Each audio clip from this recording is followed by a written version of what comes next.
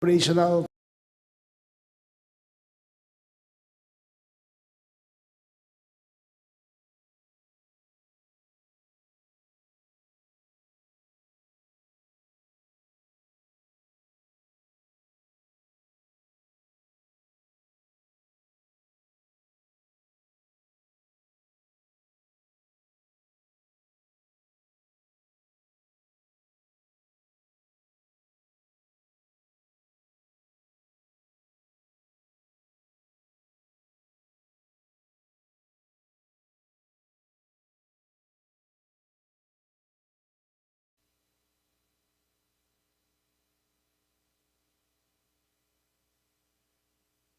not so.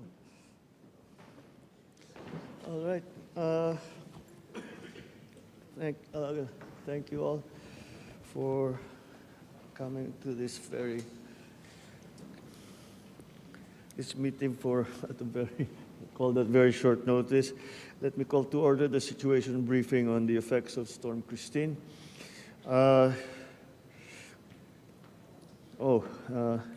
The first item on the agenda is a prayer for that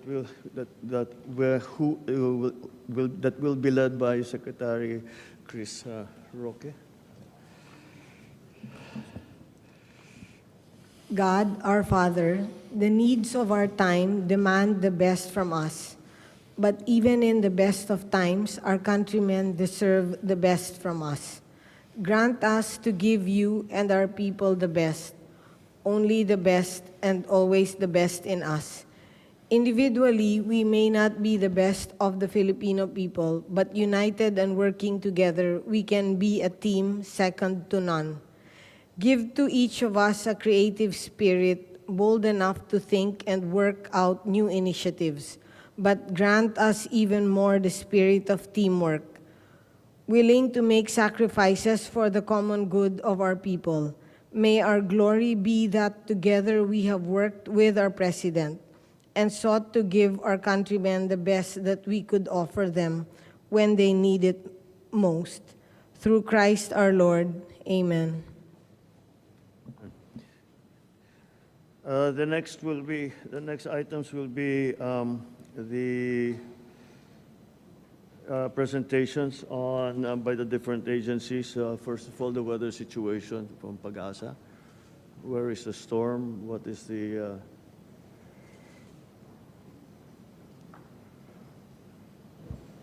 Yes, good morning, Mr. President.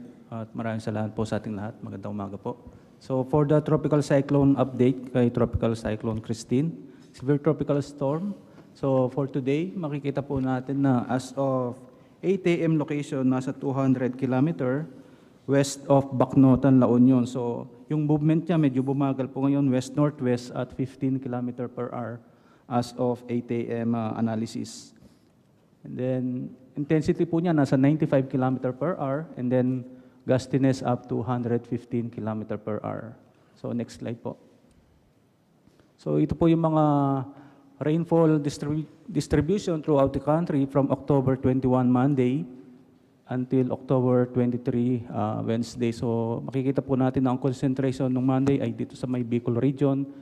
Then tumataas, nagiging from moderate to heavy, nagiging intense, and then nagiging torrential. So, and then on October 23 Wednesday, makikita po natin na nagsishift na dito sa may Cavite, Mindoro, Batangas area ang concentration po ng mga malalakas na pag-ulan, pati na rin po dito sa may part ng Cagayan Valley. Next slide po.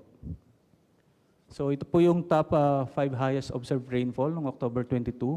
Nakapag register po tayo ng 528.5 millimeter in 24 hours sa Daet, Camarines Norte. Yung kung kukumpara natin sa stations normal ay 489. So may increase po tayo ng 107%. So sa Legazpi, 431. And then kung ikukumpara natin, nagkaroon po tayo ng increase ng 134%. So sa Huban at sa Mulanay, wala pa po tayong stations normal. Pero ang recorded rainfall sa Huban, Sorsogon ay 406. Sa Mulanay, Quezon ay 384.6. At sa Verac, Catanduanes, nasa 82% satisfied na yung buwan ng October, naka-register po tayo 327.3. Next slide po. So ito po yung 3-hourly rainfall yesterday. Pakikita po natin mga intense, yung mga nasa violet and then nasa intense to torrential rainfall po yan. Makikita natin na dito sa may Batangas, Cavite, Mindoro area, nakakoncentrate yung mga malalakas na pagulan. And then dito po sa may bandang western part, sa may Ilocos region, itong Dagupan, sa may Pangasinan, and then Iba, Zambales, nagkaroon din po ng mga intense to torrential rainfall. Next slide po. So ito po yung status ng mga dams natin. So 6 out of 10 dams nag-open na po ng gates. This is in coordination with the different agency like NIA and then POCOR. So makikita po natin yung Ipo and Bustos Dam, yung cascading dams along the Angat River in Bulacan. So ang possible maapektuhan ng municipalities, ito po Norsagaray, Angat, Santa Rafael, Bustos, Baliwag, Pulilan, Plaridel, Kalumpit, Baumbong at Hagonoy. Ito naman pong cascading dams ng Agno River. Ito pong Ambuklao sa may Bocod, Binga sa may Itogon at San Roque sa may Pangasinan. Ang maaari pong barangay na maapektuhan dyan, sa may Ambuklao, ito pong barangay sa may Ambuklao, sa Binga, ito pong barangay sa Dalupirip and Tinongdan. Sa may San Roque, municipalities of San Manuel, San Nicolas, Tayug, Asingan, Santa Maria, Rosales, Villasis, Santo Tomas, Alcala, Bautista at Bayambang. So next slide po. So sa Magat Dam naman sa may Isabela, yung municipality po ng Alfonso Lista sa Ifugao and the municipalities of Ramon, San Mateo, Aurora, Cabatuan, Luna, Reyna Mercedes, Burgos, Nagilian, and Gamu. Lahat po yan nasa probinsya ng Isabela. So next slide po. So ito po yung ating scenario for the tropical cyclone, yung nasa labas ng PAR. Sa ngayon po, tropical depression na siya. So inaasahan natin by tomorrow evening, papasok na ito ng ating Philippine Area of Responsibility. So possible, lalapit po yan by next week. It's either October 29 to 30. Close approach po yan dito sa may Northern Luzon. Dalawang scenario, maaari mag-recurve and then muli dito sa may extreme Northern Luzon. So pag may mga significant updates, significant changes, update po natin. Next slide po. So yun lang po. Maraming salamat po. All right. Thank you. Yung sa storm track, yung una atang linabas ninyo. I saw a report that pwedeng bumalik. The storm umikot na eh. How far do you think? What is the forecast for that? Maaari pa bang bumalik? Yes sir, may scenario po na maaaring bumalik siya, pero paglabas po ng PAR and then babalik siya, papasok lang din po uli and then lalabas na uli. So hindi na po siya masyadong didikit sa western part ng Luzon. Yeah, because it doesn't have to make landfall for the damage to occur. Yes sir. Kung titignan mo, ito din yung sa radar. Yeah, exactly that. Yung pula, ang laki ng coverage. Malayo na yung bagyo, pero nandiyan pa rin ang ulan. And then there's that low pressure area as well that will follow. Yes, sorry. Essentially, Christine will be in that area for a week more. Isang linggo siya hanggang end of next week. Yeah. So, yun yung kailangan din nating bantayan.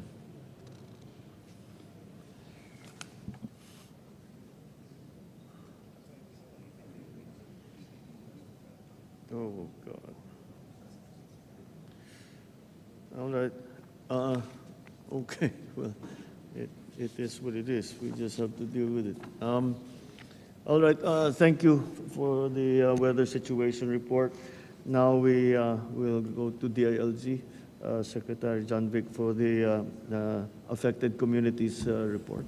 Sir, Region 4A and 4 and 5 were most heavily affected. In the entire country, those affected is Region 1, 2, 3, Calabarzon, Mimaropa, 5, 8, CAR, and NCR. Affected LGUs were 44 provinces, 73 cities, 733 municipalities, 14,666 barangays. We had for operational 5,791 evacuation centers, of which 19,961 families were evacuated, and 64,000 served in the evacuation center, 64,000 families. As of now, sir, most have been, except for the Naga region, most have returned back to their homes. So we are still waiting for the reports on the status of the evacuation centers. But no reports of crimes against people in the evacuation centers, sir.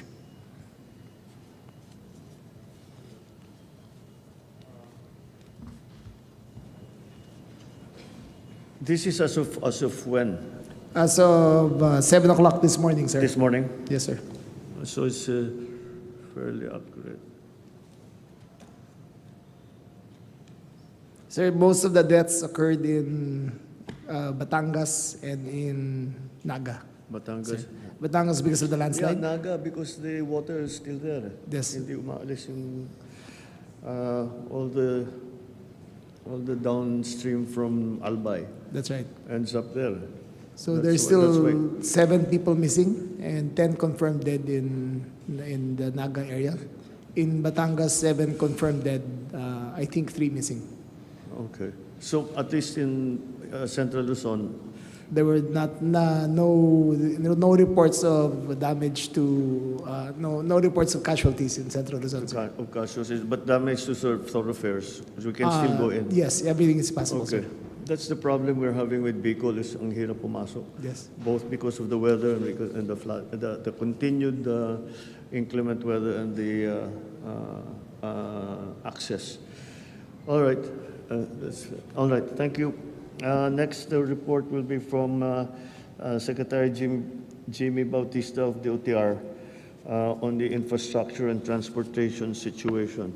I think mostly concerned, we're mostly concerned with are the ports. Have we been able, has the Coast Guard allowed us to open any of the ports that were, there were 34 of them, I think, that we closed in Region 5? There were 115 ports affected, Ports that were closed. Mr. President. No? Yeah. Uh, Hindi, yung sa PPA. Oo. Anyway, sige. yes, keep sir. going. There were 115 ports affected. There were 10,236 stranded passengers. 2,699 rolling cargos were stranded. The Philippine Coast Guard has deployed 226 teams, rescuing around 142,000 individuals in 11 regions. There were some reported missing fishermen, Mr. President, 2. One is in Poro, Barangay Poro, City of San Fernando, and the other one is in the vicinity of Buena Vista, Quezon. No? The Philippine Coast Guard, together with the Philippine Ports Authority, have extended assistance to all these affected individuals.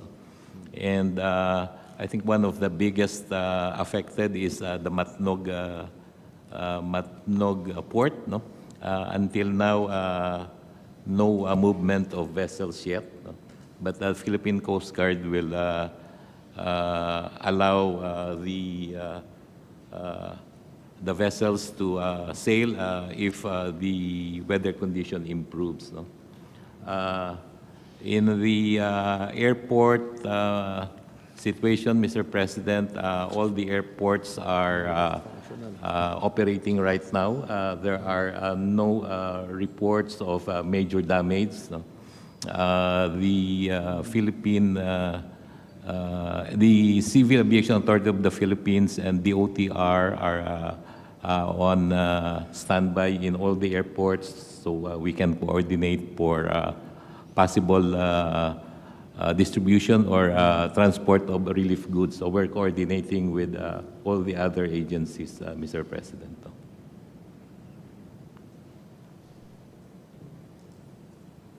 All right, so we're at least able to take care of the stranded passengers at our ports. Yes, sir. So the airports are operating. Yes, sir. Right now, all the airports are operational. No? Maybe next slide, please.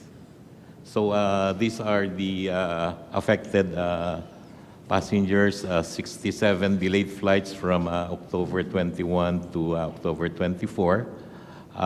There are almost 29,000 passengers affected, either by delayed flights, canceled flights, or diverted flights. Next slide, please. So these are the regions affected, as mentioned earlier. 10,475 passengers were stranded, no? 111 vessels, and 2,839 rolling cargos. No? These are the rescue evacuation efforts from the Philippine Coast Guard. As I mentioned earlier, the Philippine Coast Guard has deployed 226 teams. They have deployed 130 aluminum and rubber boats. So the Philippine Coast Guard continues to monitor all these ports, no? And will issue clearance to sail when the situation improves. No? Next slide, please. So some of the operating lines, this is for the Philippine National Railways. There's no operation in Naga to Legazpi, Naga to Sipocot, and Calamba, Lucena. No? In Naga, the other day, the station was submerged with water. The officers of PNR assisted many passengers and employees, no? See to it that they are safe. The other, these are actions taken, removal of trees and debris ongoing, cleaning of stations in Naga, and as I mentioned, they have accommodated evacuees in Naga and Iriga. No? Next slide, please. So these are some of the pictures that were taken in Naga and Iriga. No? Next slide, please. No? For LRT1, fallen tree, there's fallen tree between EDSA and Libertad Station. And the operator, the Light Rail Manila Corporation's engineering personnel were on site working to safely remove part of the tree. No? So yesterday at 7 p.m., the damage to the catenary system and have been worked on. No? So LRMC implemented limited operations and it will be operational today, Mr. President. No?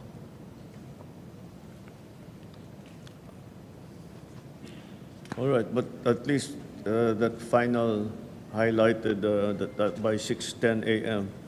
LRT1 Yeah, has yeah, that's resumed from full Baclaran operations. to Roosevelt. Yes, sir.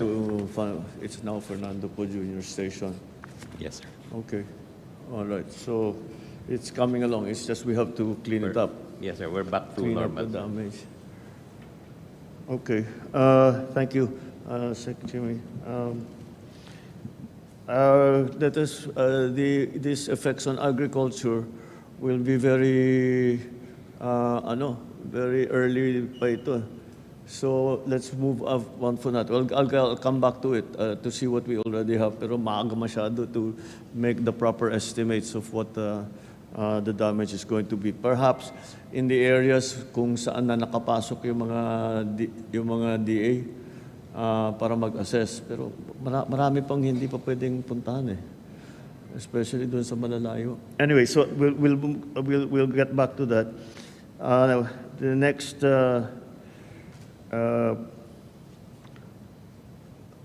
The next item on our agenda is a report from the SWD. Secretary Rex, you're already in Naga? Secretary Rex? Okay.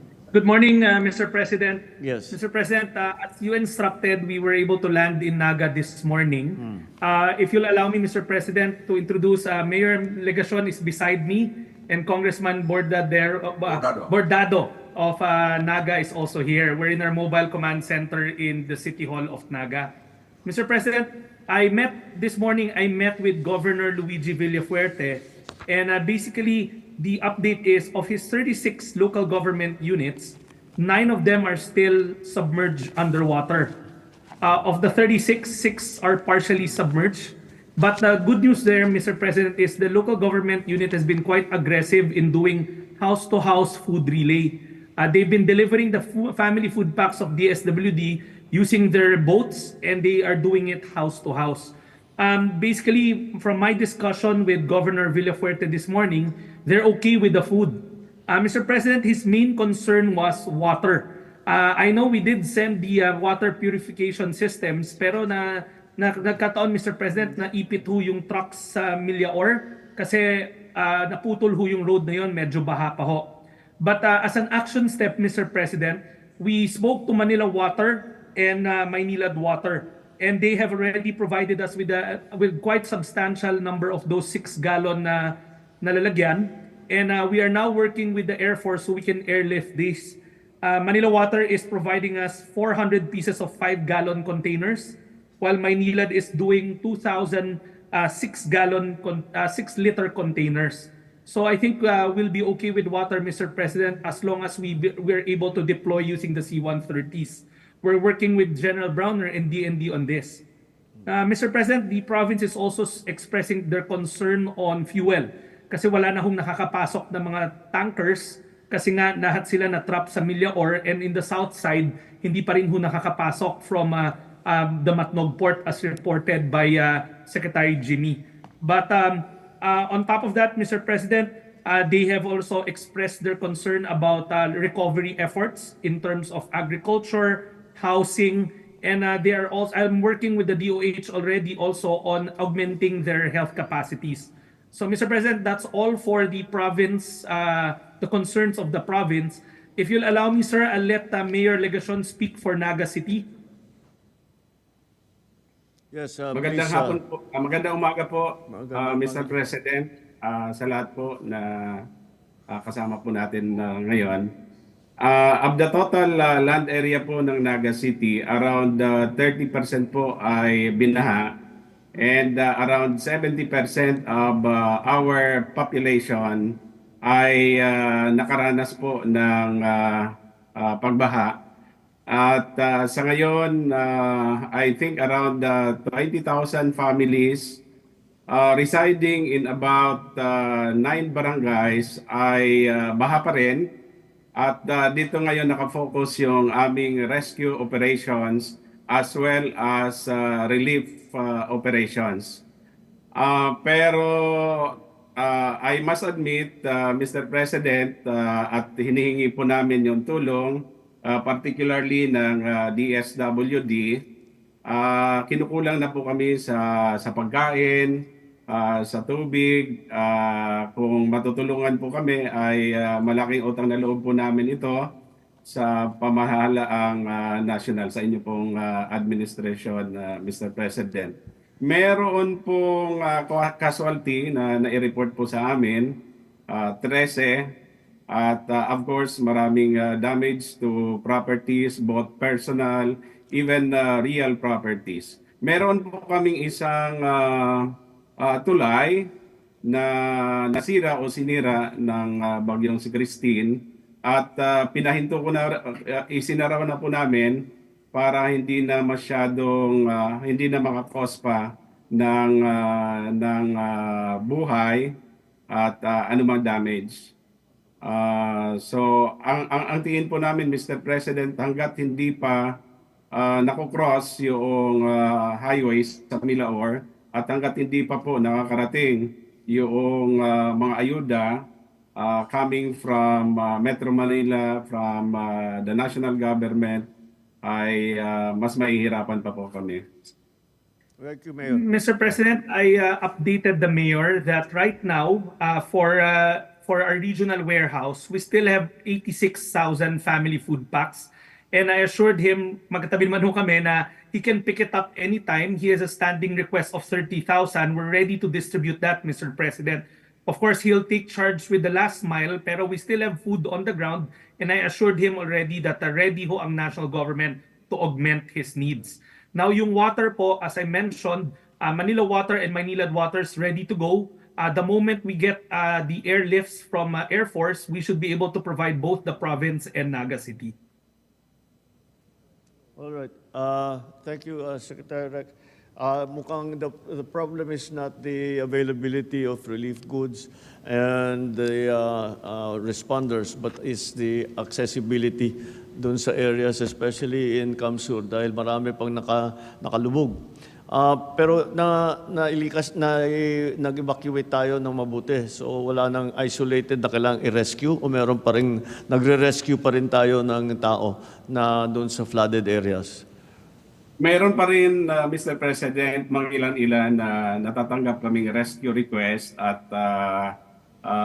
nagre-respond pa po kami hanggang ngayon. Pero I think we are now shifting our operations from rescue operations to relief operations. Inaasahan po namin na hanggat may baha ay patuloy na mahirapan, kinakailangan ng aming mga kababayan ng pagkain, ng tubig, maging ng damit. Ito yung una muna na necessity sa ngayon. Mr. President, if I can speak on behalf of the province, kasi si Gov, I couldn't pull him dahil he's quite busy with his own operations kanina.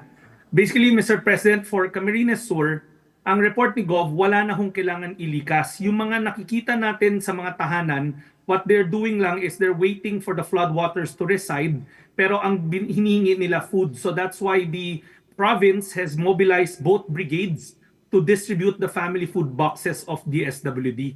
So sa side ho ng province, wala na hong nililikas, more of food relay na lang using the boats po. Very well. All right, but we have all of these, yes, all of these goods available. At saka na, we're seeing the pictures now of some of the relief efforts that are ongoing. Kahit na may baha pa rin, at least nakapasok na yung mga ating mga tao, together with some of the relief goods and some of the equipment that we need, yung mga water purifiers. How are we doing on the water supply? Because kahit baha, it's always the critical issue is water supply. Mr. President, both the province and the mayor can confirm this. The water is becoming a struggle, but as mentioned, our partners, Manila Water and Maynilad, have already mobilized potable drinking water in gallons. We are currently working with the good people from the Air Force so that we can airlift these water gallons kasi medyo marami ho sila. The moment it lands, hopefully within today or tomorrow, then we should be okay because, Mr. President, marami-rami naman ho yung ibinigay ng Manila Water and Maynilad. These are the 5 gallons per container or the 6 gallons per container. They answered our call and they're ready to mobilize already, Mr. President. All right. Okay. So it's still accessibility that we're having to deal with, the lack of accessibility that we're having to deal with. Yes. All right. Mr. President, if I can just reiterate, for the province side, the pictures you're seeing are the operations of the province. Sa pagkain ho talaga, they've been quite aggressive already. Governor Villafuerte, Congressman El Rey, they've been on the ground. They're using their boat brigades. Marami ho talaga silang umiikot ngayon na nag-ration ng pagkain. Dito ho kay Mayor Legacion, I think he's doing the same. But we assured him na the stocks are ready. Magkatabi naman kami ngayon. In fact, we're plotting out the withdrawal already of the boxes from our regional warehouses. All right. Okay. That's well, that's understood. Okay. What other requirements? You make a good point about fuel. Is there anything else like that we need to be attending to? Mr. President, the fuel kasi na-trap doon sa Millaor dahil naputol yung road because of the flooding. But yung province, they're already looking at recovery.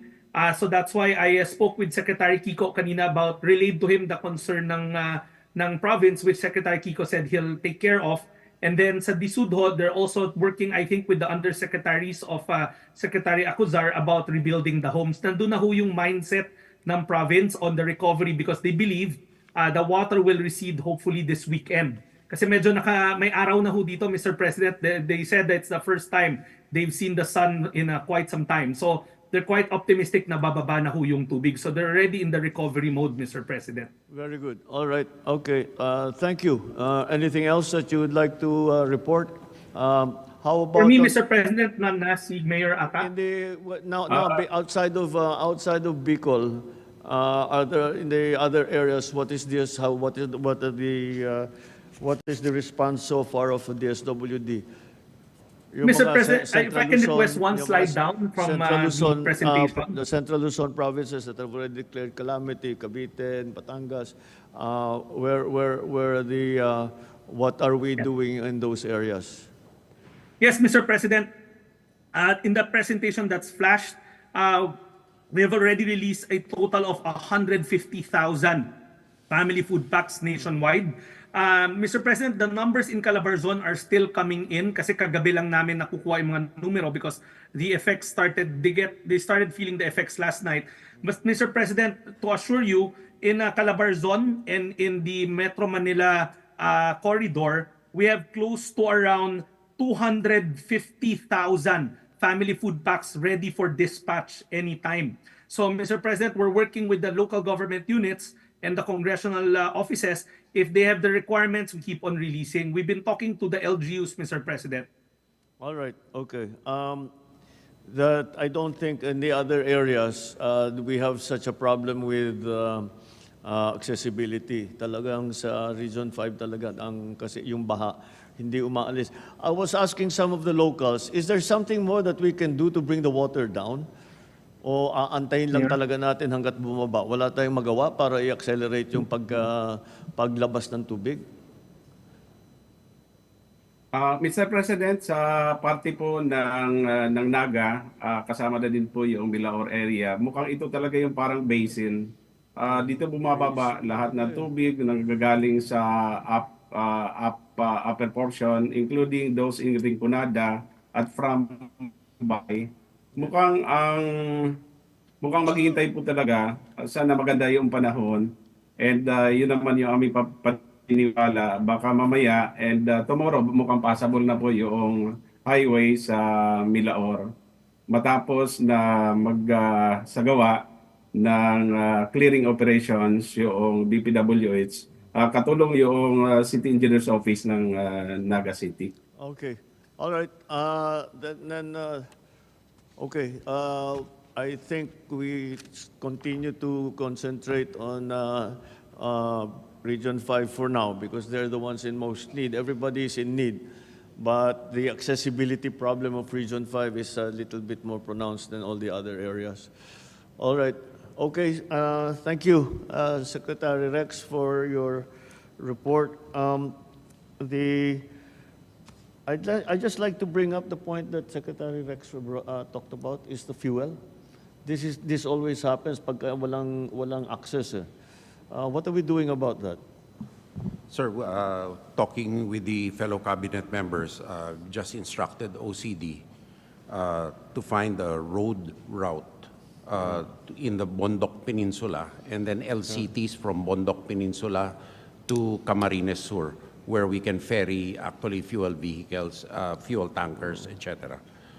So there will be a shuttle, food, water, and fuel, sir, via crossing the Bondoc Peninsula, that body of sea, to Pasakaw. Have they started to? They will start today, sir. Okay.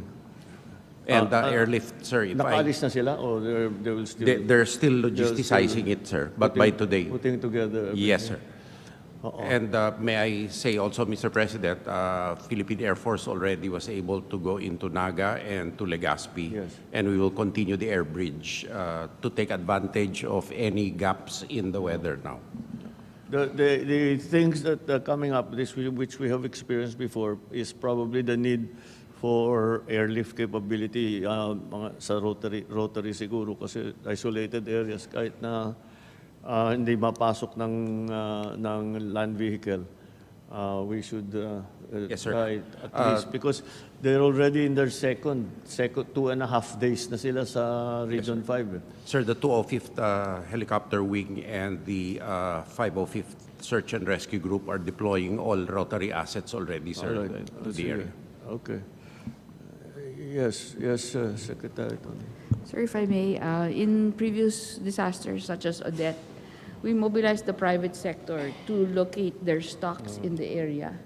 And please provide access to stocks already in the area. So, sir, fuel stocks sometimes are in depots and actually already in the proximate areas where they can actually be accessible. So, sir, if I may suggest, we could call on the private sector to release. They're here po, sir, represented today. All right. Okay. Sekmani, Yes, Mr. President. I think the only problematic section along the Maharlika Highway to reach Camarines Sur now is actually the section in Quezon. This is in the Lopez Catanawan section. When the last few days it was not it was closed to traffic, but as of now, heavy vehicles can now pass through, Mr. President. So I think there's a good chance for the vehicles now to pass through and go to Camarines Sur, Mr. President. marami raw talagang marami ang landslide, that areas where they did not have landslides before. The former governor was just explaining to me sa Cavite, ganun. Hindi sa Cavite, sa Batangas. Yung mga area na hindi pa nakakita ng landslide noon, nag-landslide na ngayon. So, I guess our problem, yung lupa is completely saturated. Wala na talaga pupuntahan yung tubig. Anyway, all right, okay, thank you. I think next year, the response of the Department of Health to the Typhoon Christine. Can we hear from Secretary Ted? Thank you, Mr. President. I'd just like to highlight the actions taken by the Department of Health. We've activated actually Code Blue. Code Blue is our highest response to our disaster in Cagayan Valley, in Bicol, and Ilocos. We maintain Code White in the NCR, in Central Luzon, Mimaropa, Western Visayas. We've actually held a command conference, and some of the reports that came in, we have most of the injuries actually came from the Bicol region, 15 deaths. The landslides po, Mr. President, I think it's very clear, yung landslide kasi they're the ones that actually cause death.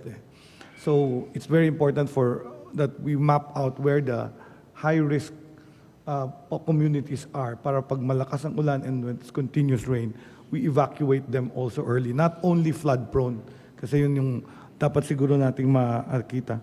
11 of the deaths of the 15 are from Bicol, and half of them were from the landslide.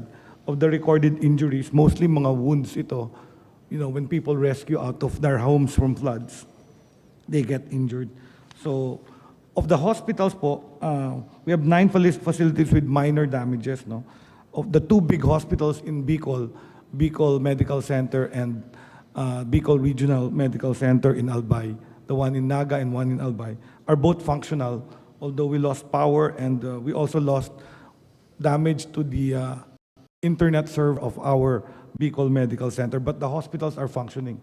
We have a couple of hospitals that are functional in Batangas, but cannot be accessed because of floods. So, yun po yung situation natin. Of the goods that we have deployed, we've actually sent out 97 million pesos worth of medical supplies and public health emergency supplies. We've also given out 36 million worth of water sanitation and hygiene. These are the blue jerry cans that we see in the evacuation centers. One can per family, and it's you just put one aqua tab, and it's potable also to replace our water filtration na hindi pa dumadating to provide drinking water for our people. Then we also have allocated 6.8 million for nutrition, 1.8 million for psychosocial support, a total of 142 million pesos, Mr. President. For the human resources, we've actually deployed our teams from the regional offices and the hospitals. So they're actually there. We usually start with the needs assessment. What we found is the highest illness reported is respiratory infection, Mr. President. Kaya maganda yung mga LGU na they build that compartmentalized because ang bilis ng spread of respiratory infection. Isang bata lang dyan may ubo, hawa-hawa na lahat. So some of the LGUs now put this compartmentalized per family so that the infections can be controlled. I've also asked our teams to distribute face masks kasi as we have more people in the evacuation centers, respiratory illness yung number one. Marami rin din tayong gastrointestinal illness and that's solvable by potable drinking water. So we distributed also hygiene kits. Alam nyo naman po, wala lang damit. They also need to take care of themselves, to clean themselves. So yung hygiene kit is a green bucket. It has soap, shampoo, sanitary napkin ng mga babae. We actually distribute that sometimes. We've also distributed, before the emergency, we actually heightened our health emergency advisories and information on social media. All the advisories about the illnesses you can get during times of the typhoon. And then we've also provided prophylaxis for our rescue workers. Sila yung at risk kasi. So we're providing them antibiotics for infections they can get during rescue operations. Yan lang po ang aking report, Mr. President. Basically, konti ang injuries and death for the magnitude of the disaster. And I thank the quick action of the Office of the President for suspending classes and work because that keeps people in their homes and safer rather than having work and then people getting trapped, injured, or angano. So I think we can still go for improvement, especially for the landslides. Yun yung mataas po kasi ang mortality sa landslide. Yung drowning, mapiprevent natin yan pag na-rescue sila. Pero yung landslide, isang bahay, natabunan ng lupa, patay talaga yung buong family nun, Mr. President. Okay. Thank you. Thank you, Secretary.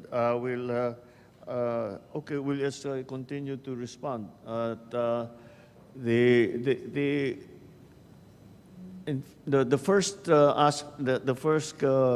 area that asked for medical help was again Naga and Legazpi, around Region 5, because marami nga silang casualty. And yun na nga, we haven't been able to go in yet. But we have the medicals that are in place are operating now. So how are we doing on communication, Gilbert? Bumalik na mga generally ang communication. I know power is going to take time, but Sir, with us, we have OCD you have systems. You have sufficient communication. Yes, sir. Yes, please go ahead. Yes. Sir, Mr. President, update lang po doon sa mga water purifiers. Okay. As of 10 a.m. po this morning, nakatawid na po ng Milaor yung team po natin na may dala pong water purifiers. Meron pa po tayong naiwan dito sa Metro Manila na about 30 water purifiers na we can deploy at any time. Naka-standby po, Mr. President. 40 po yung pinadala po natin and we still have around 30 na pwede pa pong i-deploy, Mr. President. As of 10 a.m., kasama na po yung team natin ng PDRRMO po ng CAMSUR, Mr. President. So yung team ninyo, yung 50-person team, nakapasok na? Nakatawid na po ng Milaor kaninang Nandun na sila? Yes, sir. Nandun na sila? As of 10 a.m. po, Mr. President. Naipit po kasi sila sa Lopez and then Milaor.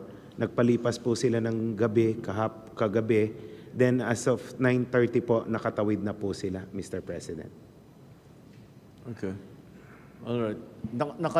Yung mga gamit nyo na-deliver nyo palabas? Opo, naitawid na po, nasa Naga City Hindi, Hall. pero mula sa Naga, kasi ang mga nangangailangan sa labas din ng Naga, hindi lamang doon sa loob ng city. Yes po, kasama na po ng PDRRMO ng CAMSUR and may dala rin po kami mga bangka, Mr. President, for deployment po. All right. Mr. President, if I may, on landslides. I think the near there. Mr. President, on a lighter note naman po, malaki ang naitulong ng mga dams natin sa pag-mitigate ng baha. No? In the case of Magat Dam, nakapag-pre-release po kami, so napababa namin ng mga 8 meters yung level. So nung dumating na yung malakas na ulan, Ang inflow was 3,200 cubic meters per second. Ano? Napakalakas talaga. So, ang release na lang namin noon is mga around 700. So, na-mitigate po natin yung baha doon. Parehas din ang kwento niyan sa Halaor Dam. Itong ating pantabangan naman po ay nasa 14 meters pa naman yung kailangan niyang punuin. So, malaki rin po na itulong nito. And in the case of San Roque Dam, Sir President, nag-release ang Ambuklaw. Nakita namin yung report kanina, yung the one that was put up earlier.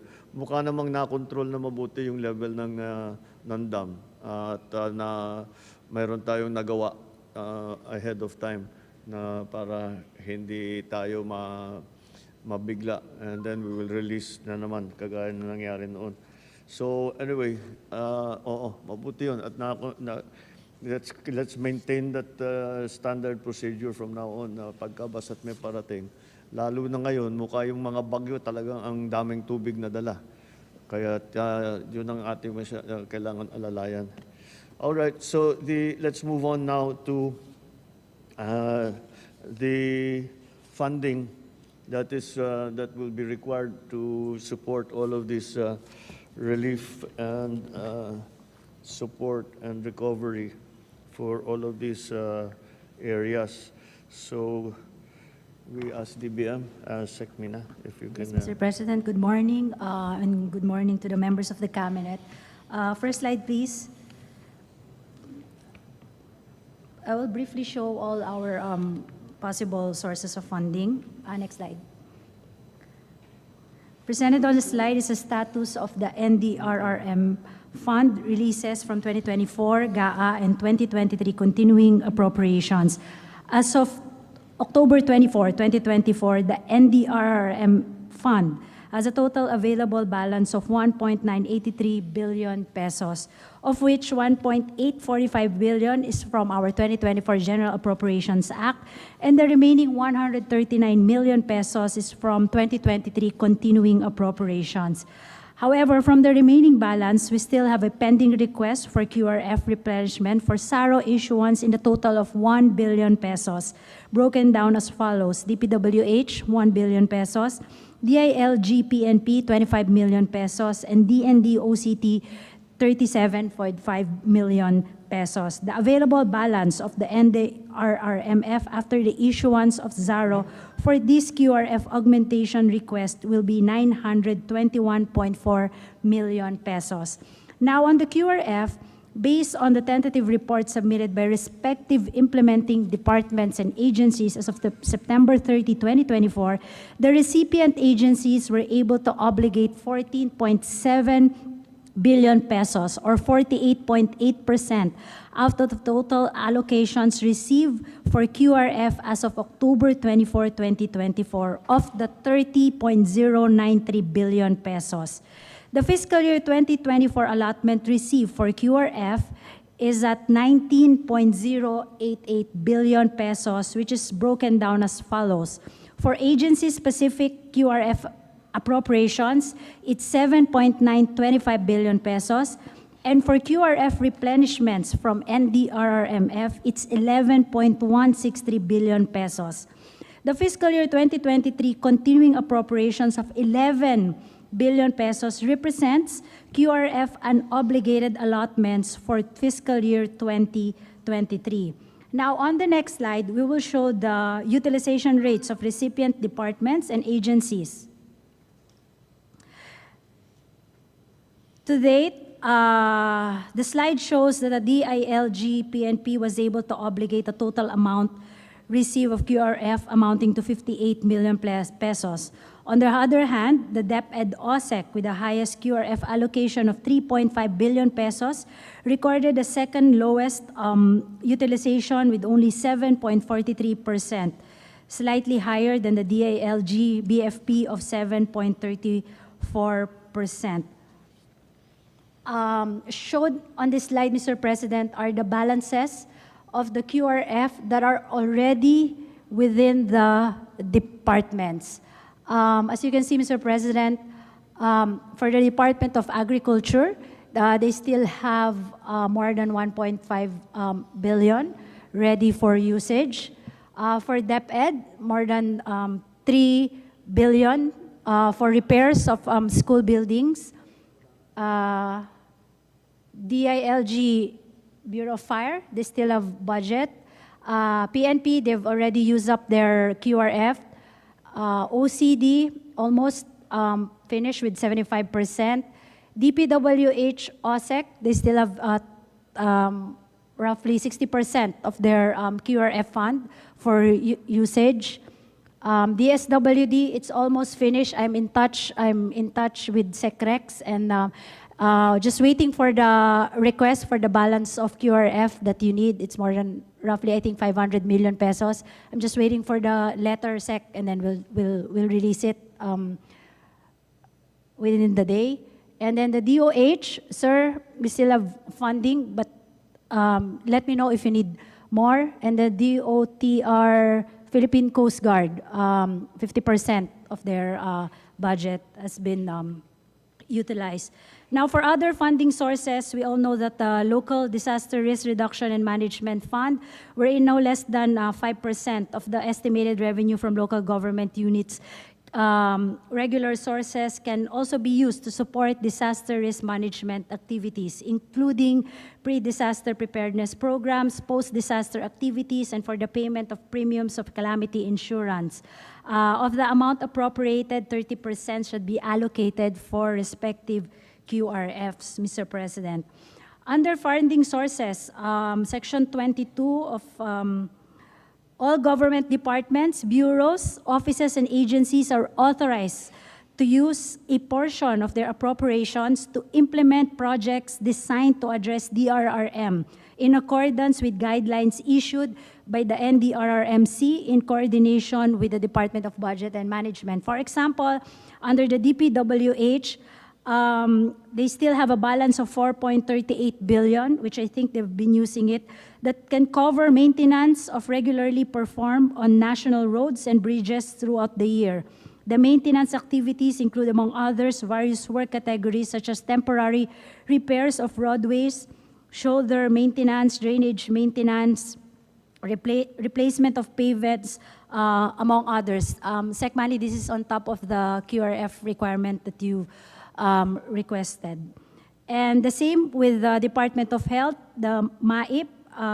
To date, we still have a balance of 11 million, Secretary. So I guess it's already downloaded to the respective regional offices. We hope that they'll be able to utilize, and then we'll be releasing, I guess, 10 billion. You have a pending request now of 10 billion pesos. It's for signature today, so we'll have it released today, Secretary, Mr. President. And another source could be the contingent fund. It has a balance of 10.33 billion pesos to date, Mr. President.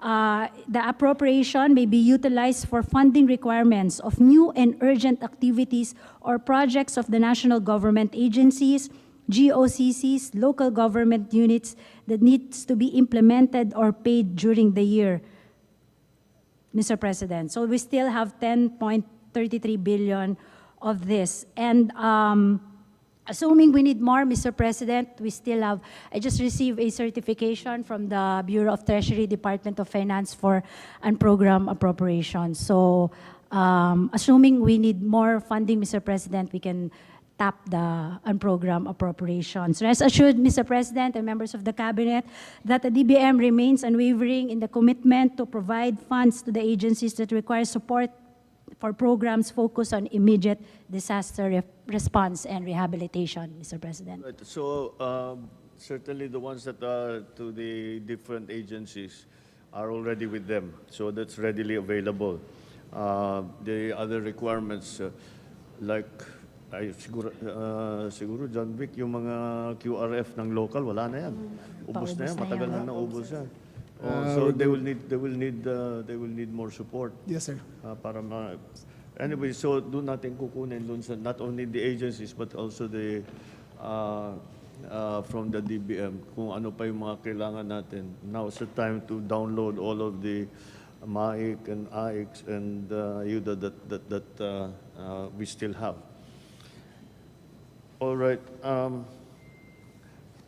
All right. That that's pretty much it. There's just one thing I wanted to ask the experts. If there is another approaching weather system, we have to take that into account. Because kung aayusin natin, and then 3 days later, sisirain din ng susunod, sayang lang yung ginawa natin. At the same time, in those 3 days, kailangan ng tao na may daan, na may... how do we handle this so that we make maximum use of our resources? Sec Gilbert, maybe you have an idea on what is the concept, how we should apply our resources. Certainly, ang mga relief, yung mga rescue relief, wala na, hindi natin pwedeng i-delay yan dahil buhay na ng tao yan. So we just have to keep going in that. Now, when it comes to the rebuilding or repairing, all of these things, what are we have to think in the slightly, not short term. Paano handling natin dyan? Kasi yun ang inaalala ko, nangyayari, madalas mangyari yan eh. Bagong gawa yung kalsada or whatever, kaka-inaugurate, ribbon cutting lang natin, 1 week later, sira na dahil may dumaan na bagyo. That's what I would like to, hopefully to avoid. Yes, Mr. President. I think, excuse me, the protocol that we are adopting in the department is once in response to calamities, actually, the first thing that we do is actually just to clear out the roadways, actually to restore immediately yun traffic. Necessary yun kasi we need those thoroughfares para ipasok yung gamit at saka yung mga tao. Yes, Mr. Yeah, President. that's what we're going to have to contend with. And then after that, we have to look into the permanent restoration program for those damages, Mr. President. So to be more permanent, especially in yung mga vulnerable areas. Okay. Yes. But in all that we do, let's keep that in mind. Wimpy, you wanted to add something? Yes, Mr. President. Wimpy wants to... Yeah, the time that you were sponsoring the Department of Housing and Urban Dev, there is an enumeration of the MHS policy on basic needs and the hierarchy. Okay. And that was designed precisely to respond to situations like this. So the priorities are as follows. It's water facilities that we have to concentrate on.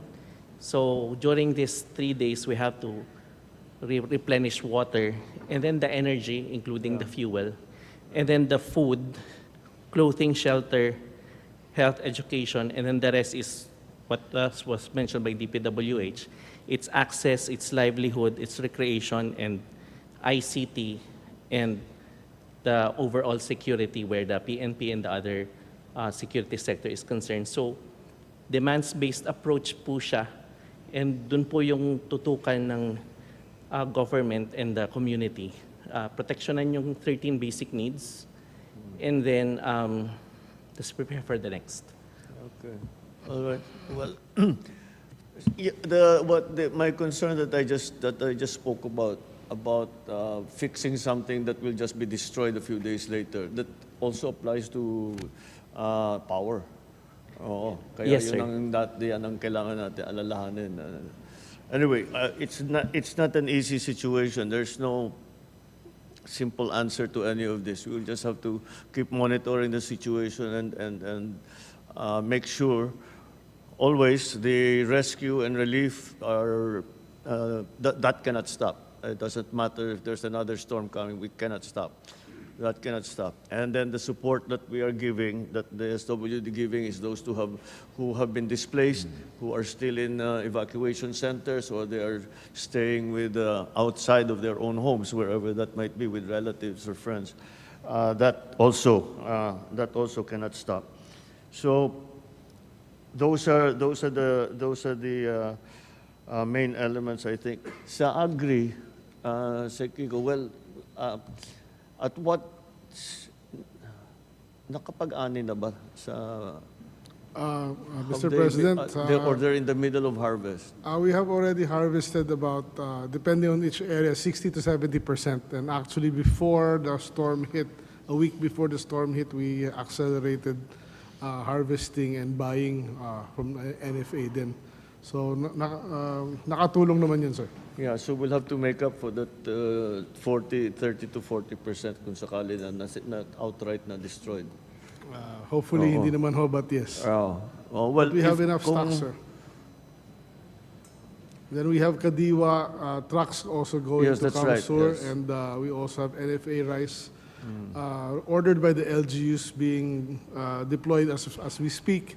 Plus, to prepare for what is coming, we also instructed NFA to send additional rice above and beyond what was requested. Oh, Thank you, sir. And then we'll just keep me updated about the damages that that our people are seeing in terms of the agricultural sector. All right. Well, that's the situation now. What as we have already experienced, as we have experienced many times, there are phases to the thing. There's the rescue phase, then the relief phase, and then the recovery phase, where we start to bring our people back to their normal homes, residences.